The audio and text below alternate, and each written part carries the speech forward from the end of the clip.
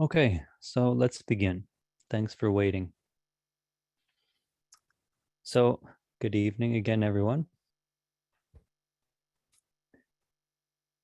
The topic for tonight's talk, if I'm not mistaken, is finding direction in life.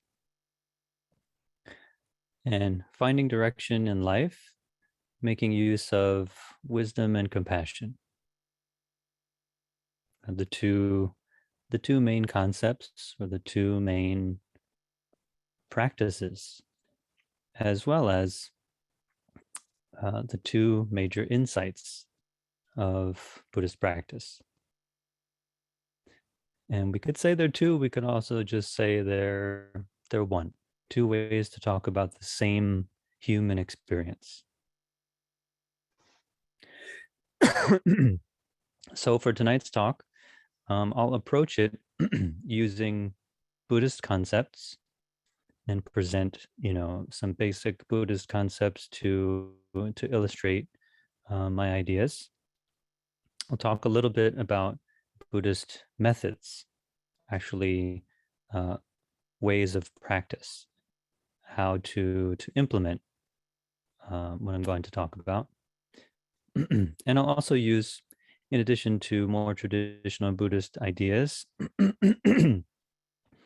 I'll use some of my own personal experience from my own life experience, as well as from working with people as a a counselor and a life coach.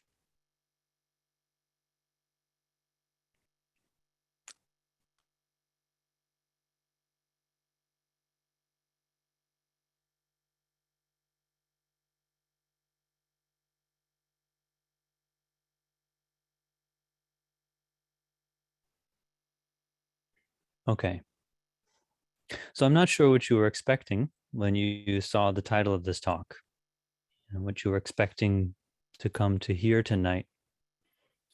Um, but life direction, I was referring to life direction includes career. It's one aspect of life direction, relationships, as well as just a way of living, how we live our day-to-day lives, could be where, it could be in what fashion. And life direction also refers to just a personal experience of fulfillment. What kind of life direction can bring fulfillment? So that's the plan, to talk about those general areas. We'll see what happens. Um, just in terms of those those few aspects of life direction that I mentioned, maybe some of us, whether it's now or at some point in our lives, and I don't know if it's fair to say everyone, maybe some people have everything figured out very early on, so they have no questions and no doubts. They know what to do with their life, they know where to go, and they're just no questions. I don't know. Are there people like that who just know exactly what they want to do? Well, maybe at some point, but maybe it changes as well. Maybe they thought they knew exactly what they wanted to do, but excuse me, and then maybe things changed. Maybe they changed their minds and became not so sure. So maybe we find ourselves at a point where we're not sure what to do with our career. We could also be a bit confused about who to spend our lives with in a relationship. And that could be any kind of relationship. It could be a life partner, it could be friends, and sometimes it's maybe even family. We may not be sure if it's good to be close to our family. We could feel unsure about how to live our lives. In what way do we live our lives? So that could be just general lifestyle. What do we eat? What do we wear? Where do we live? Um, Another example is, are we particularly conscious about the environment and how our life impacts the environment, or how our life impacts other people in society?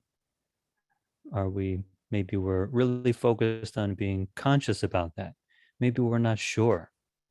Maybe there's so much information, especially, for example, the idea of sustainability, sustainable living, and even um, eco-conscious living. What is good for the environment, what is not. That's often a very confusing topic because there's so much information and so much that we don't yet even know. So that can be a challenge. Maybe some of us are just searching for a meaningful life. So maybe we feel that the things that we're doing, the work that we do, even the way we interact with people, maybe at some level it feels meaningless, or we're not sure what the meaning behind our life is. So some of us are looking for some kind of uh, rational answers. What's the meaning behind all of this?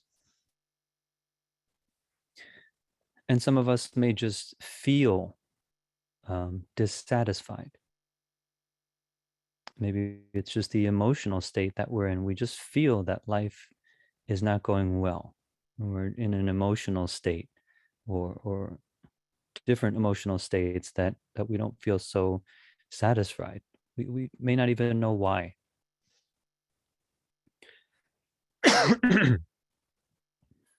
Some of us may be quite clear why we're not satisfied. Maybe we spent a lot of time focusing on pursuing certain things because initially these things thought these things we thought could make us happy. They could fulfill us. Um, for example, Buddhism talks about the five desires, kind of five things that we pursue in our lives that often drive us to expend a lot of energy to try to acquire. Excuse me.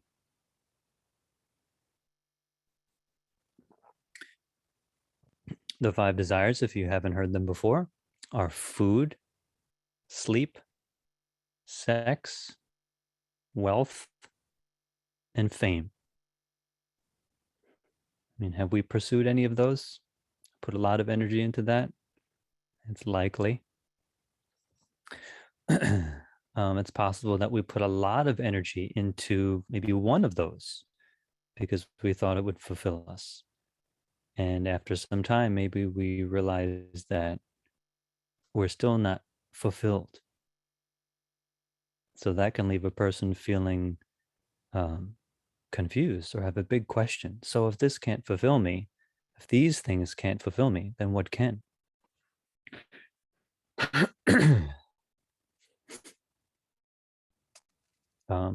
And if we haven't experienced that ourselves, maybe we've heard stories of other people who seem to have it all. They seem to have whatever they want: food, sleep, sex, all the money in the world, and fame, but they might not be content. And there's another way to look at five desires as well. Um, the five desires could be seen as anything that's pleasant that we can contact with our senses. This is a more broad kind of way to look at it. So we often pursue things that are nice to look at, nice to listen to, things that smell good, taste good, or that make us feel comfortable, in terms of a physical contact. Anything from comfortable clothes, warmth. If we kind of just reflect on ourselves, How much energy do we put into seeking just pleasant sensations? And maybe at some point we realize those things are pleasant, but they can't really truly fulfill us. So a lot of people talk about feeling a kind of emptiness.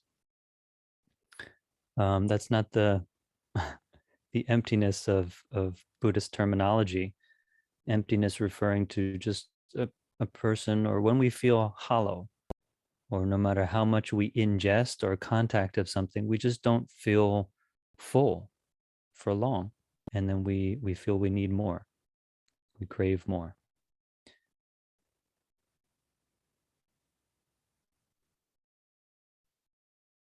But is it possible there's also sometimes, or um, sometimes where we pursue knowledge, like intellectual knowledge, ideas, and that may motivate us. We want to pursue and acquire more knowledge. It's not necessarily a sensual thing, but it's an intellectual stimulus, or intellectual sort of food.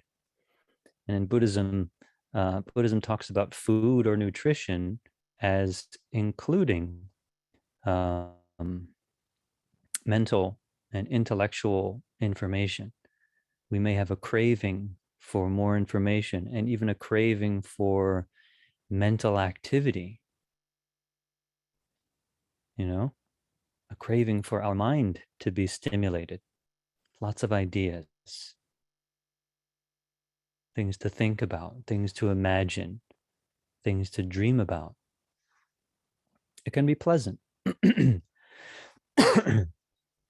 But at some point, we may find ourselves lacking in direction if we've exhausted our efforts in trying to acquire those things, trying to fill ourselves up with the five desires in terms of all of those aspects, the broader definition or the more narrow one.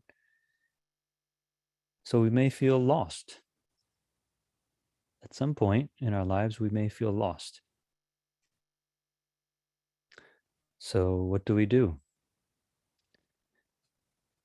We probably seek for something, right? And I don't know how you folks feel today, or how this topic resonates with you. If you're feeling lost now, or if you just came because you're kind of curious. What's David going to talk about? Let's see.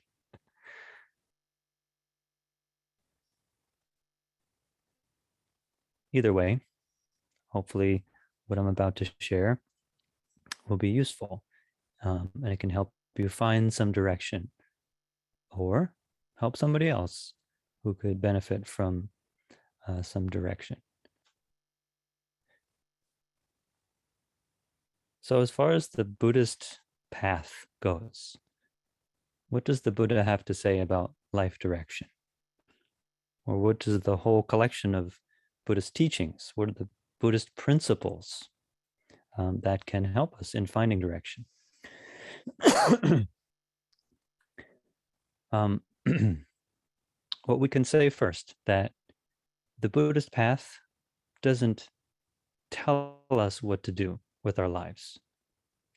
You know, there's no sutra that says the sutra of what you should do with your life, and just has a clear prescription. You should do this, you should do that, you should live this way, you should do such and such. The Buddhist path just talks about general principles of how to live a life that is truly fulfilling, just general guidelines. Um, so it doesn't tell everyone what to do. So I think we should recognize that, just recognize that first off.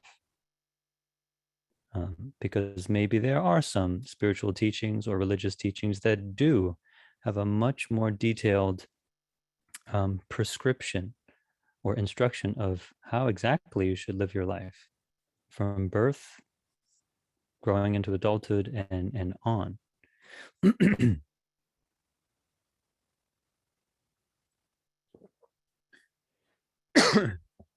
And if we take a look at the different people that appear within Buddhist scriptures or um, different texts, we can see that there's all kinds of people from all walks of life.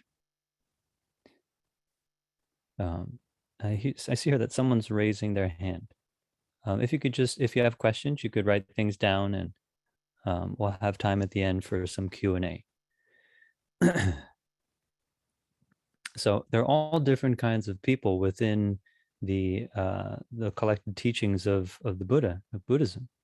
So, for example, even within the Buddha's monastic, the so-called great disciples, there were a handful of well-known disciples whose names appeared often in the Buddha's discourses because he was either talking to them or talking about them. And among these, great monastic practitioners who left the ordinary life, all of them left the home life, or what's called the lay life, of an ordinary person who has a family and a job and societal obligations. These people left that life behind to go practice in a monastic community, or sometimes practice alone and focus on their inner life, as well as focusing on a very simple kind of pure daily life. So among these monastic disciples, you had some that were very good at lecturing, some that were very good at debating, some more that were more inclined to just do lots of meditation, some that were much more focused on discipline in terms of daily conduct. They were sometimes very strict or just very detailed with their behavior in daily life.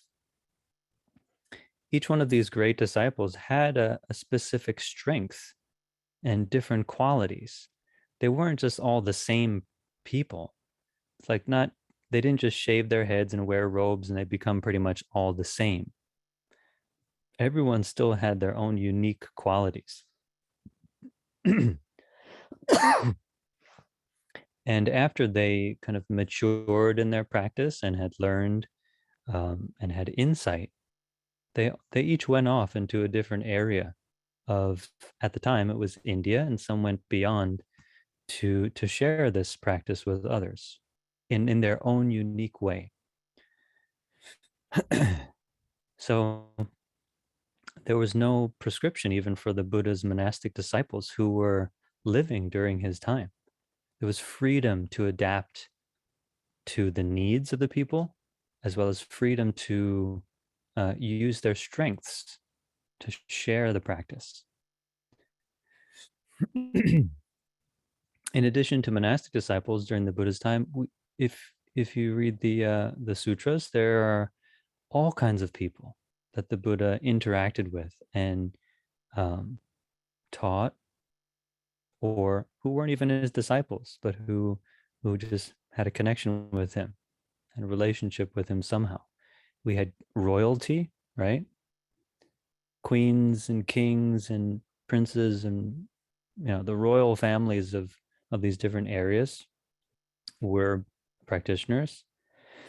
There were farmers, merchants, as well as people living in poverty who were considered at that time, the caste system, untouchable, and that people would isolate them.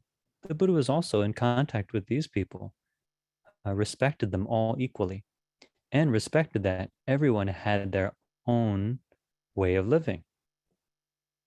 There was nothing wrong about royalty. There was nothing wrong about being poor. However, the Buddha did comment on the problem of isolating people in a caste and saying you can only do this or you can only do that. He had a problem with that. But in general, there was no fixed way to live one's life, but there were underlying principles. So I'd like to first present what we could call universal Buddhist values, the values that underlie all Buddhist practitioners' lives. And then I'll talk about individual individual values, which differ from person to person. And I'll talk about how identifying universal values, Buddhist values, and individual values can help us to find more clear direction. So if we start with universal Buddhist values, what are some of those? And this is not exhaustive. I'm just sharing a few tonight. I'm sure many of you have heard of right livelihood. You heard of that? The Eightfold Path to something called right livelihood, as opposed to wrong livelihood. Well, what does that mean? What is actually right? Is it right versus wrong? And again, it's not this right livelihood. It's referring to a livelihood that minimizes harm. It's not right, wrong in terms of like criticizing one person's way of making a living. It's a livelihood that minimizes harm. So we try not to do harm in the way we live our life. And for a lay person, I think most of us here are people who have families. I can't tell because I can't see everyone, but maybe there is someone who is a monastic or even thinking about monastic life. In general, right livelihood is just having a career, having a way of living as well that minimizes harm. So if our career is, involves killing, for example, you may think, well, what careers involve killing? Okay, well, I mean, even the killing of animals. So for example, from a Buddhist perspective, can a butcher be a Buddhist? Actually, yeah, a butcher can be a Buddhist, but it's not encouraged to have that career because it's killing and harming living beings, often in a way which is quite painful and brings a lot of fear into the minds and bodies of those animals. But at the same time, it doesn't say that a butcher cannot be a Buddhist.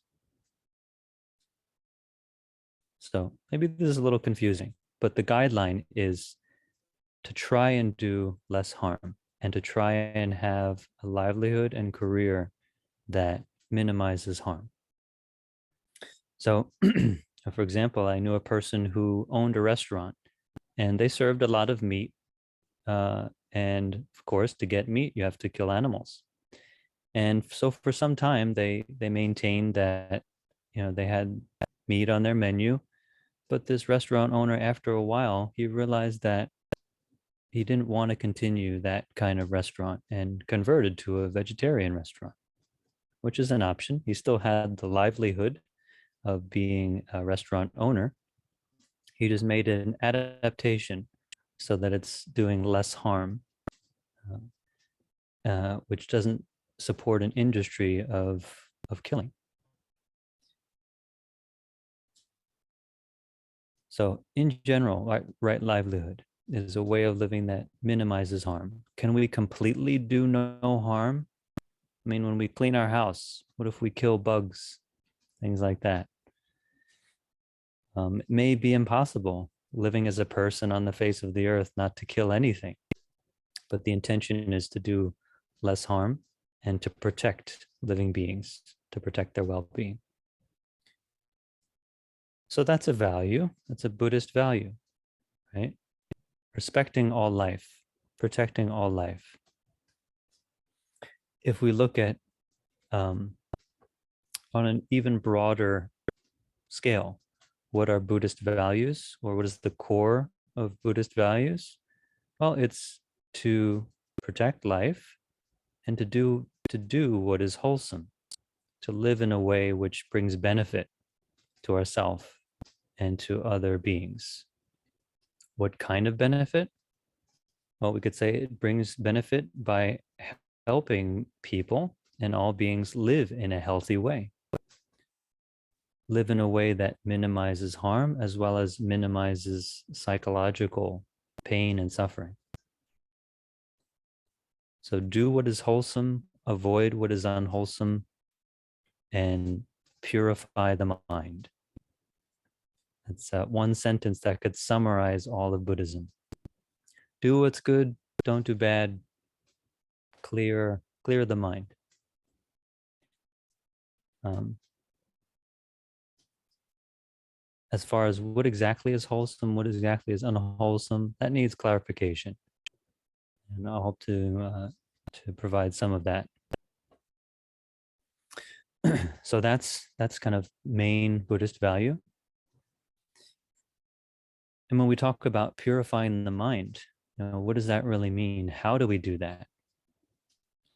Well, we can say that the practice of wisdom, practicing wisdom, realizing wisdom is the process and the goal of purifying the mind.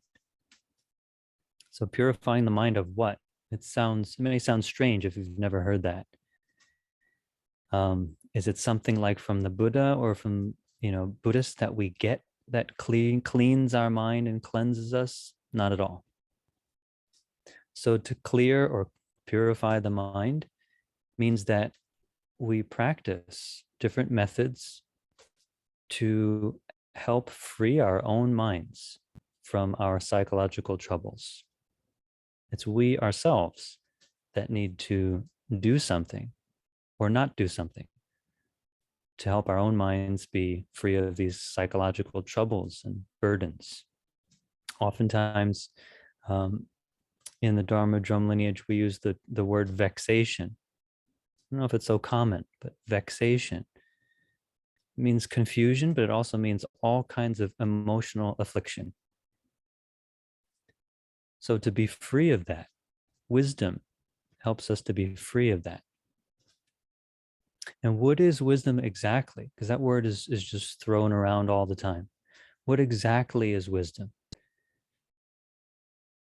Wisdom doesn't just mean a kind of knowledge. It doesn't mean that I know something that you don't know, or you know something that I don't know. Knowledge, like ideas, or even experiences, like if you've experienced something that I haven't, or vice versa. Wisdom means the ability to see life clearly as it is, to have a clear life direction because we see things as they are. And what are they? Well, the Buddha just pointed out that everything changes. Everything changes from moment to moment. Not just sometimes changes, but everything constantly changes. From our body to our mind to the environment, all constantly changing. And if things are all constantly changing, then what part of us is ourself? How could we have even a separate self, a separate individuality, if everything is changing? And if we look closely, we see that what we call ourself, like usually we talk about our own body and our thoughts, feelings, that's like ourself. But can we live and survive alone? Just throw us in like a barren desert or in a vacuum. Can we survive? So of course not. Ourself, what we call ourself, actually depends on everything else. And all of us mutually depend on each other. So to actually experience that and see it experientially is wisdom. Because when we see that, then we drop all of our cravings. We drop all of our aversion. And we drop all of our fixed ideas, fixed views. fixed ideologies. Even we would even drop any views or ideologies about Buddhism, and none of this talk would be necessary, because this talk is also just made up of a bunch of ideas. So wisdom, to simplify it, is freedom from ideas based on the experience of life as it is. So when a person has that, they have compassion. That's why I said wisdom and compassion are not really two things. It's just one thing. When a person has wisdom or lives wisely or sees wisely, then we can respond to situations much more skillfully, because we're not driven by what I talked about earlier, those 5 desires. We're not driven by craving or trying to get rid of something. Like if we look at our life motivation, how often is it motivated by this very self-centered drive to get something? I want to get this so bad. So then we work hard for it. Or I don't want that. I don't want this to happen. So we work very hard for that. A lot of our troubles, if not all of them, come from this self-centered motivation and drive. So wisdom is seeing things as they are, letting go of the craving for them. And because of that, we're actually much kinder to people. And we actually start to notice people's needs, and also notice that people are suffering. And we could do something about it. We can respond to them in a way that can relieve their pain and suffering. So this value of wisdom and compassion is what's called the bodhisattva ideal in Buddhism.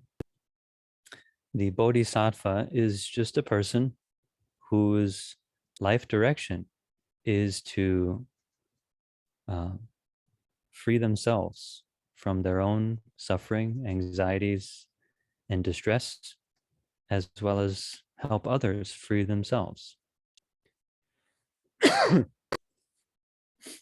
And this doesn't necessarily have to be some grand scale. It doesn't mean like we ourselves will save the world or save the universe, everyone. It's just a mindset that motivates us.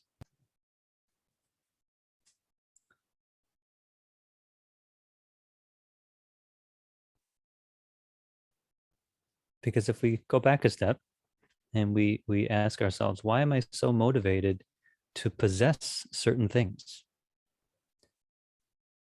If I know that everything changes and that actually I depend on everyone else depends on me, and all these things that we have are really just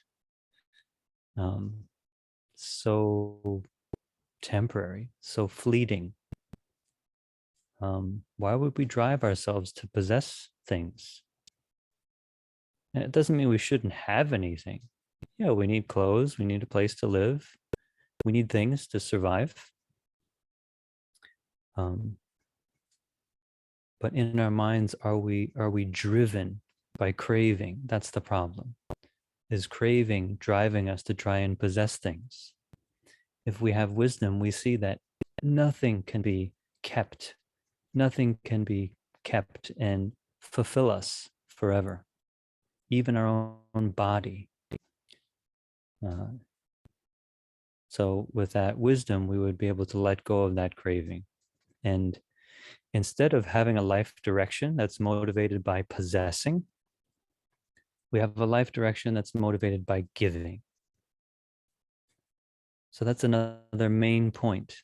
The bodhisattva ideal, or a life direction based on Buddhist values, is a life that's guided or driven by giving. It could be giving of material, could be giving of our knowledge, of our time. It's just a mindset of giving.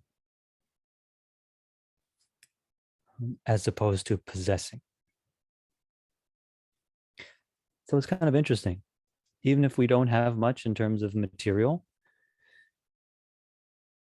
we would feel wealthy. We'd feel kind of rich in all sense of the word if we're all about giving. Hey, I don't have that much money, but sure, I'll give you my time. Um, I don't have much resources, but sure, I can listen to you. I'm happy to listen to you. We all have something to give, many things to give, and actually an endless resource to provide for people. So in this way, the bodhisattva ideal is this life motivated by giving and relieving other people and ourselves of suffering, of our psychological distress.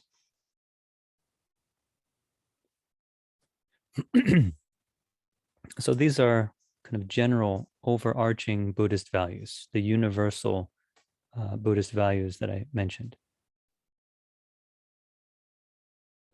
But what about individual values? Because if we only have these overarching universal values, we may still feel kind of lost. It's like, okay, yeah, I want to be compassionate and help other people, and be a gift to this world. But how exactly am I going to do that? What do I do? We may still feel quite lost. Where do we start? So if we look at our individual values, this is where we may have a lot of difference from person to person. And there's nothing wrong with that. So for example, what do you value in terms of work or career? Do you value actually doing more physical kind of labor? You really like that? You find that valuable and fulfilling? Or do you prefer kind of more intellectual brain work? Maybe that's your thing. That's one thing that's important to identify, especially if we are looking at career. In addition, in terms of career, what do you value? Do you value more money? We all need money, most of us. Do you value having more money? Or maybe if you value time more, you may make a choice that may sacrifice some money, but you may have more time. Then again, maybe you can have both. Depending on the situation, you get a good pay, really good pay, and you have a lot of free time. But it may come down to which do you value more? In some situations, we may have to look for a career that doesn't pay as well or that we don't work as much because we may value more time to do other things. That's a personal choice. There's nothing Buddhist or non-Buddhist about that. And then in terms of relationships, what do you value? Do you value being able to be around more people, have a bigger community? Maybe some people value that. They really get strength and feel support from a large community. Other people prefer to be alone most of the time and to have some friends. So that can determine a person's direction in terms of interpersonal relationships. Quantity. Some people prefer just knowing lots of people and are nourished by that. Others, they can know a few people, but they'd rather go more deeply into that relationship in terms of communication, things like that. And if we are motivated to help, do we prefer a role that we can reach out to a greater population, like where we can reach out to a greater number of people? Or do we prefer to focus on a smaller audience? So that can also determine what role we try to pursue.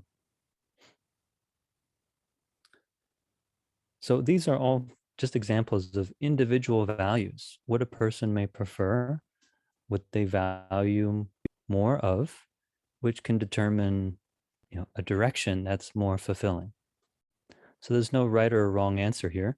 I'm just kind of uh, bringing up some examples for everyone to consider. So when evaluating our own life direction, what's the direction I should go in? It's important to identify our values, our own individual values, and those differ from person to person. Without identifying those individual values, then it's very difficult to know even where to start.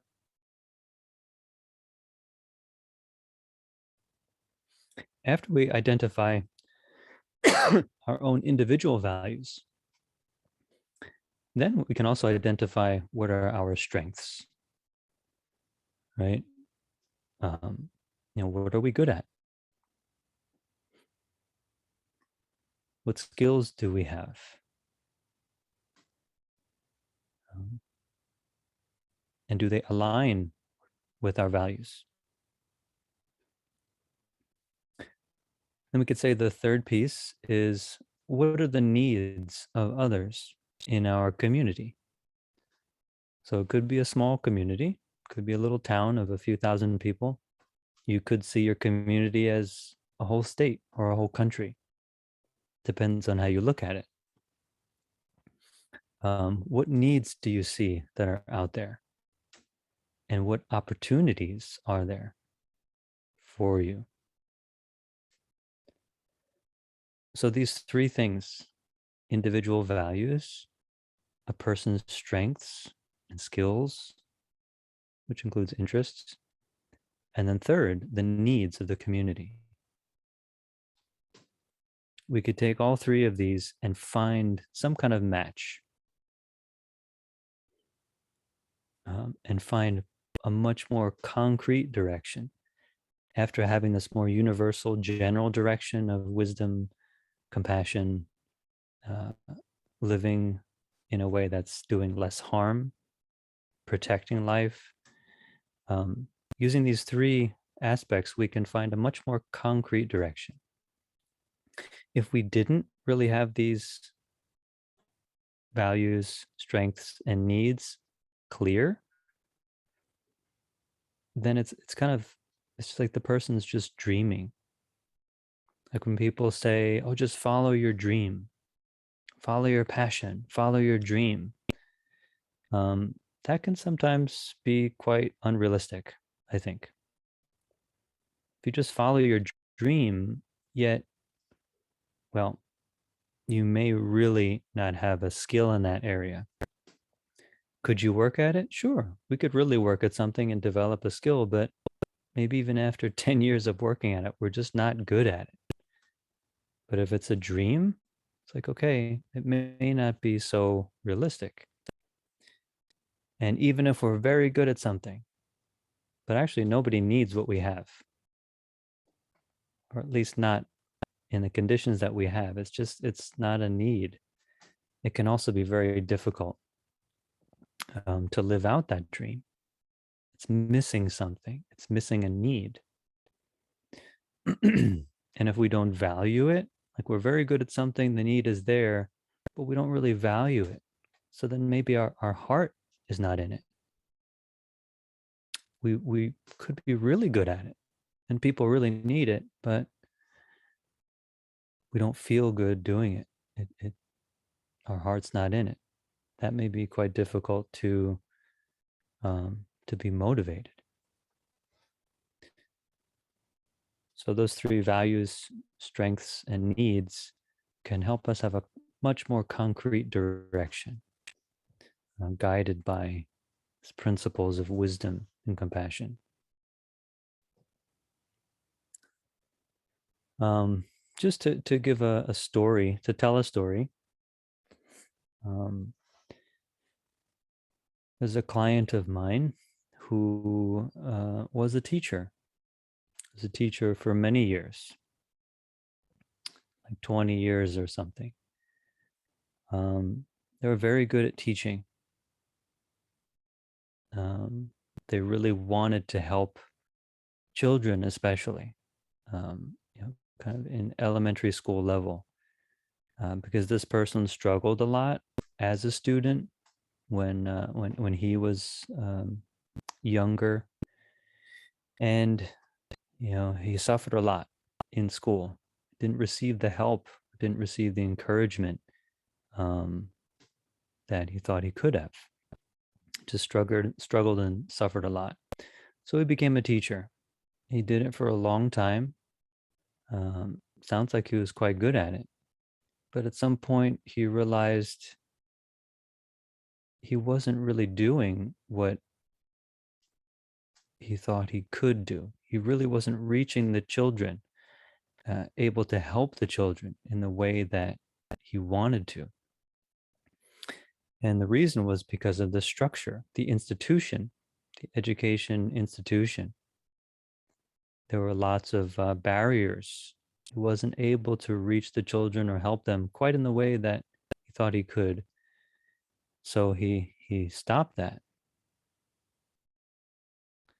And he felt kind of lost because that was like his life direction for such a long time. And all of a sudden he realized it wasn't working out. Um, so he stopped. And he was looking for something to do.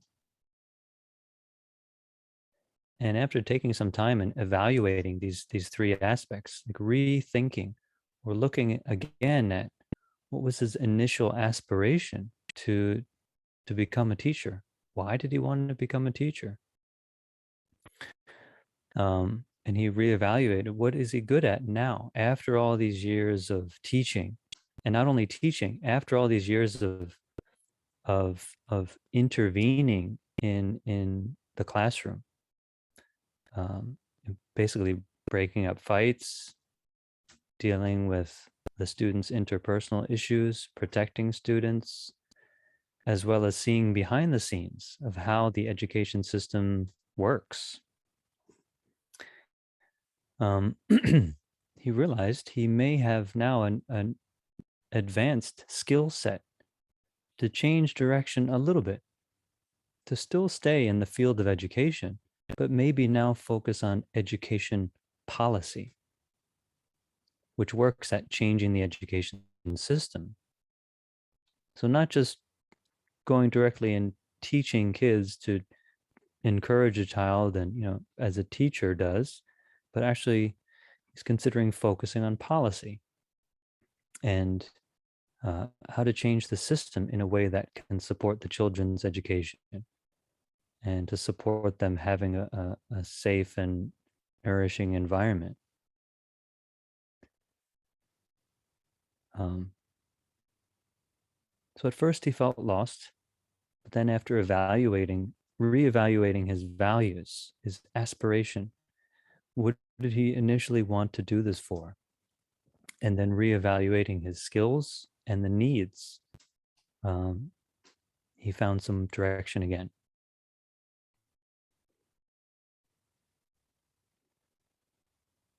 So I don't know if that was a good story or a clear one, but hopefully it can illustrate a little bit about when we feel lost, how to take a look at our situation more clearly, more concretely, to reevaluate, reassess, and find some direction.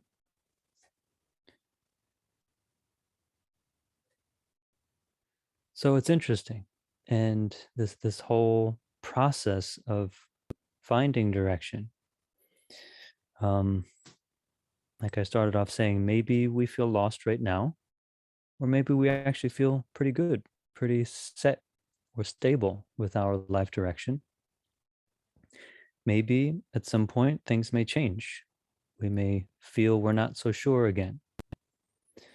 Or maybe it's more accurate to say our whole life is a process of finding and then readjusting our direction.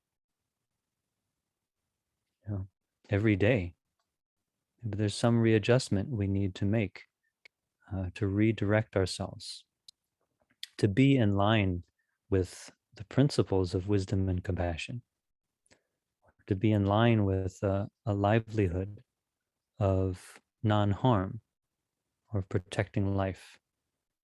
Maybe it's more accurate to say it's an ongoing thing that all of us have to do day by day.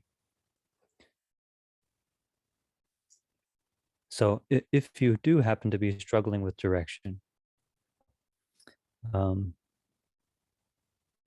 maybe you can feel some relief by knowing that it takes time and it's a lifetime of introspection, a lifetime of finding direction, readjusting.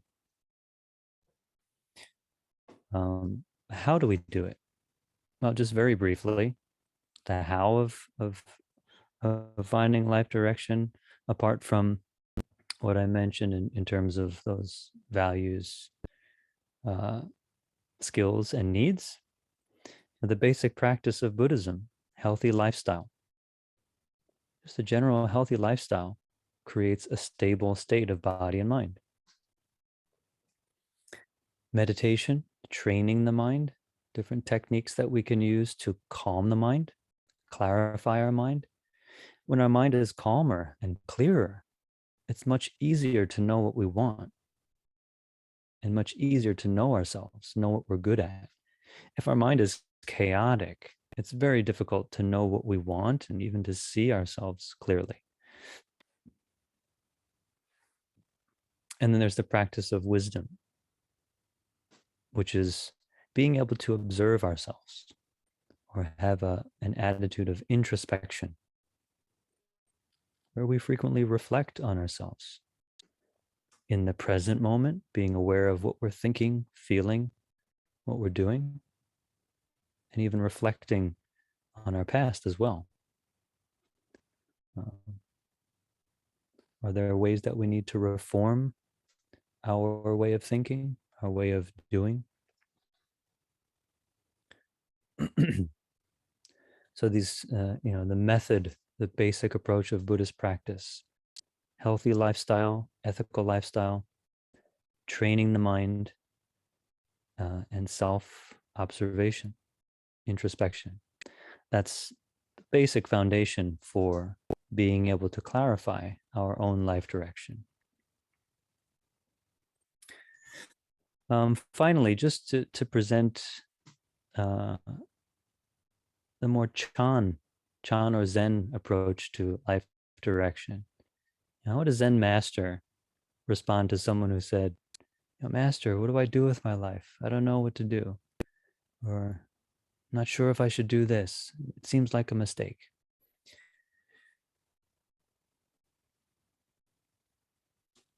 The approach of Chan is learning to let go of ideas, learning to let go of our fixation to ideas. What kind of ideas? Well, maybe we have the idea of we're afraid of going on the wrong path. Maybe there's a lot of fear and doubt. I'm not sure I can do this. Will it work out? I'm not sure.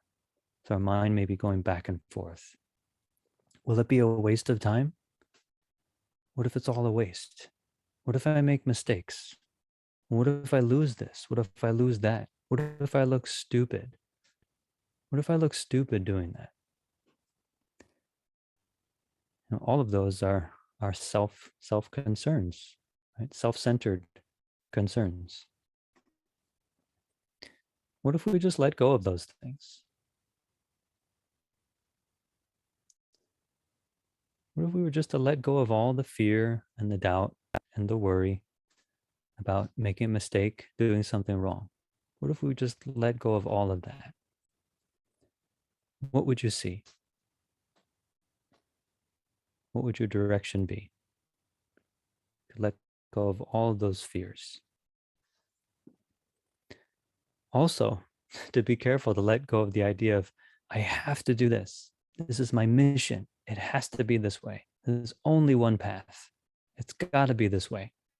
That's also a fixation, even if it's a very confident idea, isn't that also kind of a rigid fixation on life direction? It has to be this. This is the only way. What if we also let go of that? What would our direction be? What would our vision be? So, from the Chan perspective, um, even if the situation isn't ideal, even if we take a step in a certain direction, it's not as ideal as we expected. May be very difficult. We may seem very far from the so-called goal. But Buddhism reminds us, especially the Chan approach reminds us, we can be content right now. We can be content right now, even having just started on a new path. Instead of waiting for later to be happy, waiting to reach the goal or waiting to get to a certain point. Once I get this, then I'll be happy. We'll probably never be happy if we have that approach. Just once I get here, then I'll be happy. And then once we get there, we'll be like, well, I'm pretty happy, but once I get a little bit further, then I'll be happy. That's just always leading us away from the fulfillment and the contentment that's here. If we just let go of craving and let go of waiting to be happy.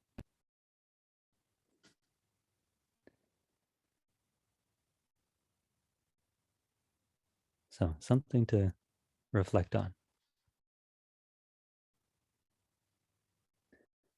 Maybe there are infinite paths that can be our path. But we can be content no matter what.